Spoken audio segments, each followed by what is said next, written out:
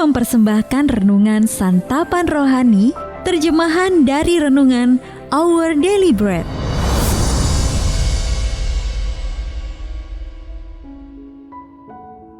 Untuk menerima notifikasi video baru kami, silakan tekan tombol subscribe dan tanda lonceng di bawah ini. Sahabat ODB, pembacaan Alkitab hari ini terambil dari Yakobus pasal yang pertama, ayat yang ke-19 sampai dengan ayat yang ke-26. Yakobus pasal yang pertama, ayat yang ke-19 sampai dengan ayat yang ke-26. Pendengar atau pelaku firman. Hai saudara-saudara yang kukasihi, ingatlah hal ini. Setiap orang hendaklah cepat untuk mendengar, tetapi lambat untuk berkata-kata, dan juga lambat untuk marah. Sebab amarah manusia tidak mengerjakan kebenaran di hadapan Allah. Sebab itu buanglah segala sesuatu yang kotor dan kejahatan yang begitu banyak itu. Dan terimalah dengan lemah lembut firman yang tertanam di dalam hatimu, yang berkuasa menyelamatkan jiwamu.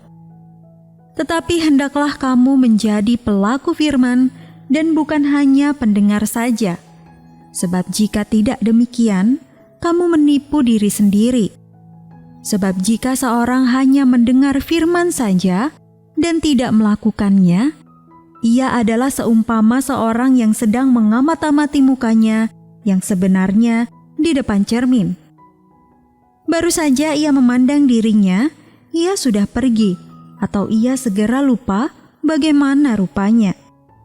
Tetapi barang siapa meneliti hukum yang sempurna, yaitu hukum yang memerdekakan orang, dan ia bertekun di dalamnya. Jadi bukan hanya mendengar untuk melupakannya, tetapi sungguh-sungguh melakukannya. Ia akan berbahagia oleh perbuatannya. Jikalau ada seorang menganggap dirinya beribadah, tetapi tidak mengekang lidahnya, ia menipu dirinya sendiri. Maka sia-sialah ibadahnya. Ayat mas renungan hari ini terambil dari Yakobus pasal yang pertama, ayat yang ke-19 sampai dengan ayat yang ke-20. Setiap orang hendaklah cepat untuk mendengar, tetapi lambat untuk berkata-kata, dan juga lambat untuk marah. Sebab amarah manusia tidak mengerjakan kebenaran di hadapan Allah. Renungan hari ini berjudul Bagaimana Cara Saya Mengemudi? Ditulis oleh Adam Holz. Teriak saya saat truk bengkel itu tiba-tiba menyalip jalan saya.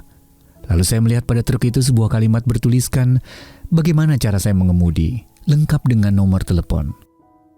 Saya langsung mengambil ponsel dan menghubungi nomor itu. Seorang wanita menanyakan alasan saya menelepon dan saya menumpahkan semua unek-unek saya. Yang mencatat nomor truk itu lalu dengan nada lelah berkata, tahukah Anda juga bisa menelepon untuk memberitahukan bahwa pengemudi kami mengemudikan mobilnya dengan baik. Kata-kata itu langsung menohok sikap saya yang ingin menang sendiri. Perasaan malu membanjiri saya. Saking bersemangatnya menuntut keadilan, saya gagal untuk mempertimbangkan bagaimana kegusaran saya dapat mempengaruhi wanita itu dalam pekerjaannya yang sulit.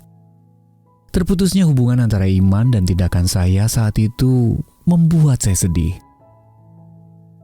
Kesenjangan antara tindakan dan keyakinan kita menjadi fokus kitab Yakobus.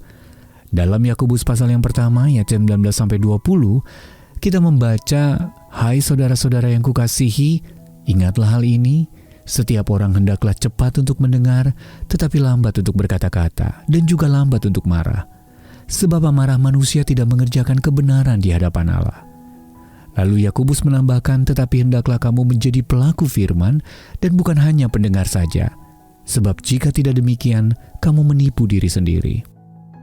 Tidak ada satupun dari kita yang sempurna. Terkadang cara kita mengemudi dalam kehidupan ini membutuhkan bantuan, diawali dengan pengakuan dan kerelaan untuk memohon pertolongan Allah, mempercayainya untuk terus mengikis sisi buruk dari karakter kita.